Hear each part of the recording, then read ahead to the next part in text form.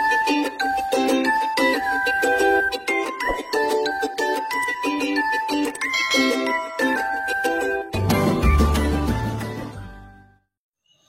anak-anak semua, apa kabar kalian hari ini? Semoga selalu sehat dan tetap semangat belajar dari mana saja. Kali ini kita akan mempelajari tema 7 Indahnya Keragaman di Negeriku, subtema 1 Keragaman Suku Bangsa dan Agama di Negeriku, pembelajaran pertama. Untuk itu, simak video berikut dengan baik ya. Adapun tujuan pembelajaran kita kali ini yaitu pada muatan IPA KD 3.3, siswa mampu menjelaskan pengertian gaya dengan tepat.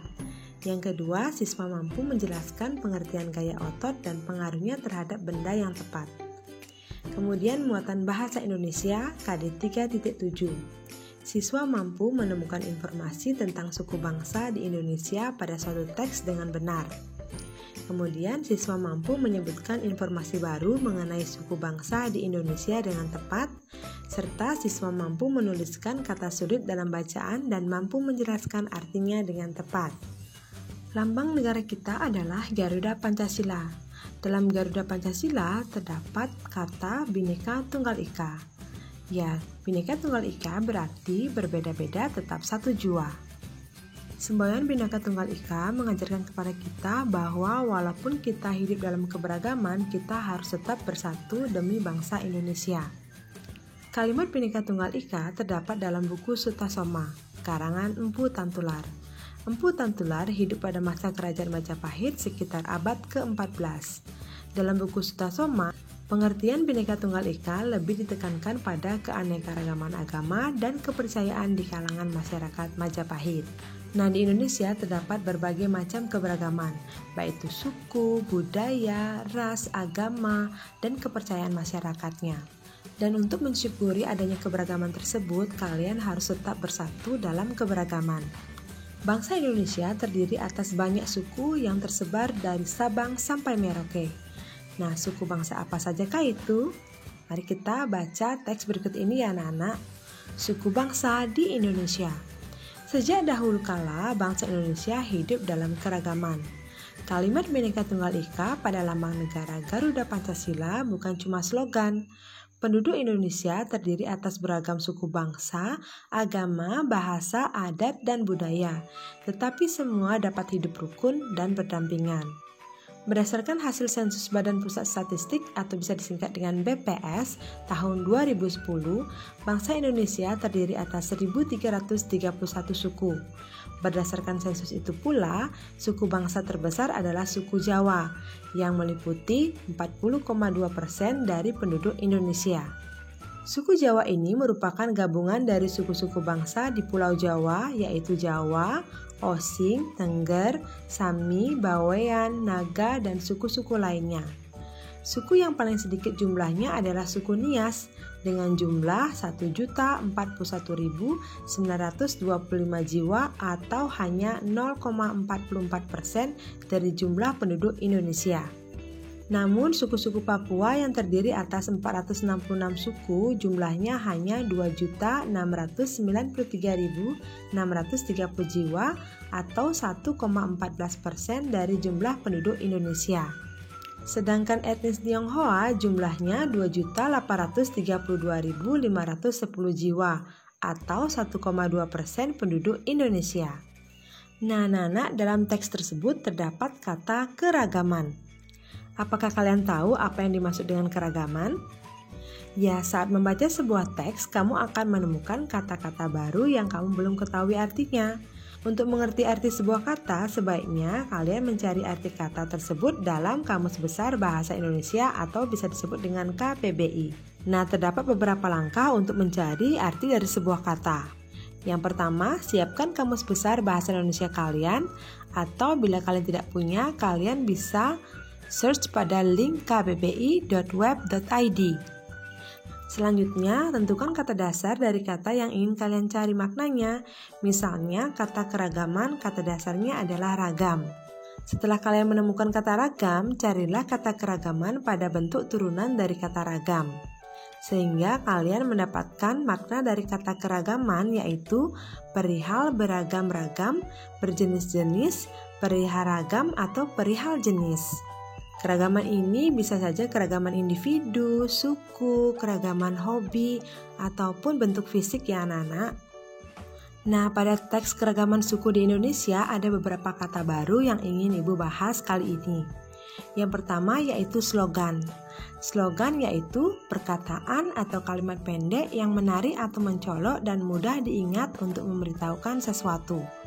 Kemudian yang kedua yaitu sensus. Sensus adalah penghitungan jumlah penduduk, ekonomi, dan sebagainya yang dilakukan oleh pemerintah dalam jangka waktu tertentu. Sedangkan suku berarti golongan orang-orang, baik itu keluarga yang seturunan, suku sakat, golongan bangsa sebagai bagian dari bangsa yang besar. Nah, anak-anak, dalam sebuah teks juga terdapat pokok pikiran dalam setiap paragrafnya. Bagaimana cara menentukan pokok pikiran? Ya, yang pertama membaca seluruh kalimat dalam paragraf. Kemudian yang kedua menandai kalimat awal, kalimat akhir atau kalimat awal dan kalimat akhir paragraf. Yang ketiga menandai pikiran pokok yang terdapat di awal, akhir atau awal dan akhir pada paragraf. Nah, pokok pikiran terdapat pada teks suku bangsa di Indonesia tersebut yaitu pada paragraf pertama, yaitu membahas mengenai Indonesia memiliki beragam suku budaya namun tetap rukun seperti slogan Bhinneka Tunggal Ika. Kemudian pada paragraf kedua yaitu menjelaskan tentang jumlah suku di Indonesia beserta persentase beberapa sukunya. Beragamnya suku yang ada di Indonesia tentu akan mempengaruhi jenis aktivitas di setiap daerahnya. Perhatikan gambar berikut. Terdapat berbagai macam alat transportasi yaitu seperti bendi, pedati sapi, ataupun beca. Beca adalah salah satu alat transportasi tradisional yang hingga saat ini digunakan oleh masyarakat. Jika kita berkunjung ke kota Yogyakarta, kita dapat melihat alat transportasi tersebut. Tahukah kalian bagaimana beca tersebut dapat bergerak? Ya, beca dapat bergerak karena adanya gaya. Gaya adalah dorongan atau tarikan yang dapat menyebabkan benda bergerak atau berubah bentuk. Nah, untuk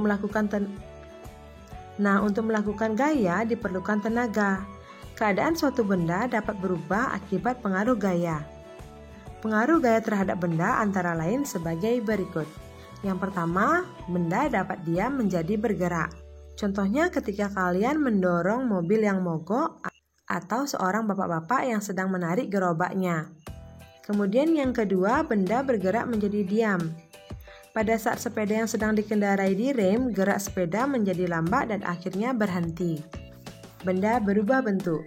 Contohnya saat kalian meniup balon ataupun kalian sedang bermain plastisin. Yang keempat, benda bergerak berubah arah. Saat kalian menendang bola, bola berubah arah karena gaya yang diberikan. Nah, mari sekarang kita pelajari mengenai jenis-jenis gaya. Yang pertama adalah gaya otot. Gaya otot adalah gaya yang timbul karena aktivitas otot. Contohnya ketika kalian sedang bermain tarik tambang. Jadi kalian memanfaatkan gaya otot untuk dapat menarik tali tersebut. Selain itu juga, kuda dapat menarik keretanya karena memanfaatkan gaya otot. Yang berikutnya adalah gaya gravitasi bumi. Adalah gaya yang disebabkan oleh gaya tarik bumi. Contohnya adalah ketika buah apel yang jatuh dari pohonnya. Nah, jika kalian melempar bola ke atas, maka bola itu akan jatuh ke tanah. Selanjutnya adalah gaya pegas.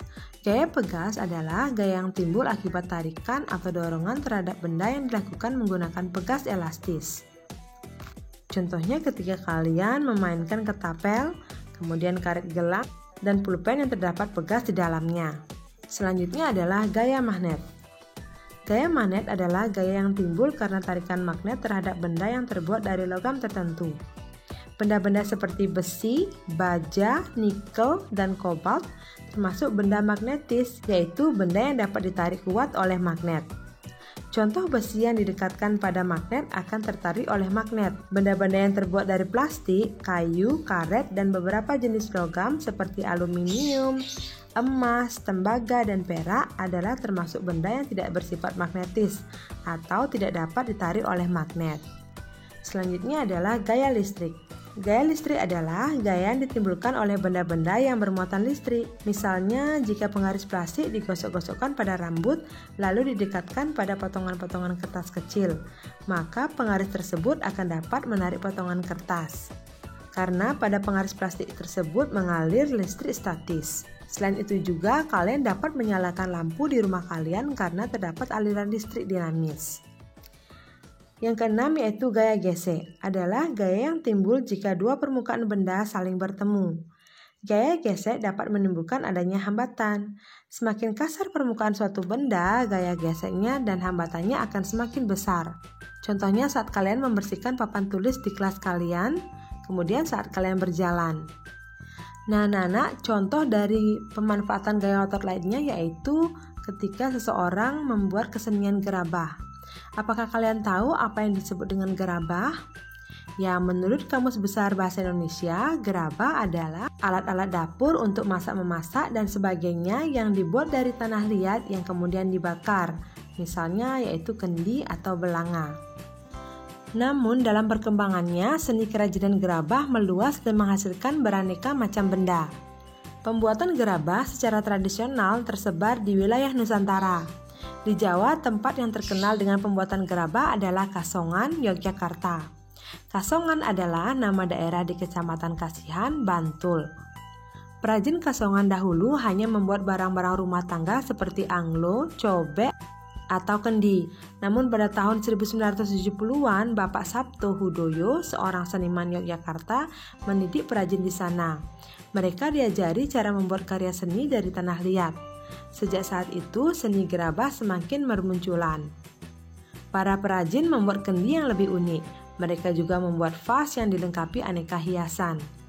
Sehingga kesenian gerabah di Kabupaten Kasongan menjadi berkembang dan terkenal dan banyak dicari. Selain itu, di Kabupaten Lombok Barat, Nusa Tenggara Barat, ada sebuah daerah yang terkenal dengan seni pembuatan gerabah, yaitu di Banyumule. Ada satu karya unik dari seni kerajinan gerabah dari Banyumule ini, yaitu kendi maling. Umumnya, kendi atau wadah air mempunyai lubang di bagian atas untuk mengisi air. Namun, kendi dari Banyumule ini mempunyai lubang untuk mengisi air pada bagian bawah. Konon, pada zaman dahulu, kendi ini dibuat untuk raja sebagai pengaman supaya maling yang berniat meracuni raja kebingungan mencari lubang di bagian atas kendinya. Lucu sekali ya anak-anak ya. Dan di masyarakat Pulau O di Maluku Tengah juga membuat gerabah yang disebut dengan sempeh. Mereka kebanyakan membuat sempeh untuk keperluan rumah tangga. Ada sempeh yang digunakan sebagai kompor, tempat memasak makanan, dan membuat obat-obatan tradisional. Ada pula sempeh yang digunakan sebagai wadah suguhan dan berfungsi seperti piring. Di Papua saat ini tradisi pembuatan gerabah ditemukan di pesisir utara Papua, tepatnya di Kampung Abar. Kampung Abar adalah salah satu kampung di Danau Sentani, Kabupaten Jayapura. Umumnya, pembuatan gerabah di Kampung Abar dilakukan wanita. Konsumen gerabah dari Kampung Abar adalah para wisatawan yang datang ke Danau Sentani. Bagi para wisatawan, gerabah Papua ini menarik karena dibuat dengan tangan kosong tanpa mengandalkan teknologi alat pemutar. Bentuknya yang tidak halus dengan motif khas Sentani juga merupakan daya tarik gerabah Papua. Nah, anak-anak, banyak sekali yang kalian sudah pelajari pada pembelajaran kali ini ya, yaitu cara mencari kata-kata baru dalam kamus KBBI, kemudian kalian belajar tentang macam-macam gaya otot serta pengaruhnya terhadap benda, dan kalian juga mendapat informasi mengenai kerajinan gerabah di Indonesia. Nah, cukup sekian pembelajaran kita kali ini. Semoga apa yang Ibu jelaskan tadi dapat kalian pahami dan bermanfaat untuk pembelajaran kalian. Sekarang kalian bisa mengerjakan latihan soal berikut untuk mengukur sejauh mana pemahaman kalian dalam pembelajaran kali ini. Jangan lupa ya anak-anak untuk share video ini juga kepada teman kalian agar mereka dapat mengetahui informasi pelajaran kali ini. Akhir kata, Ibu ucapkan terima kasih dan sampai jumpa pada video pembelajaran selanjutnya.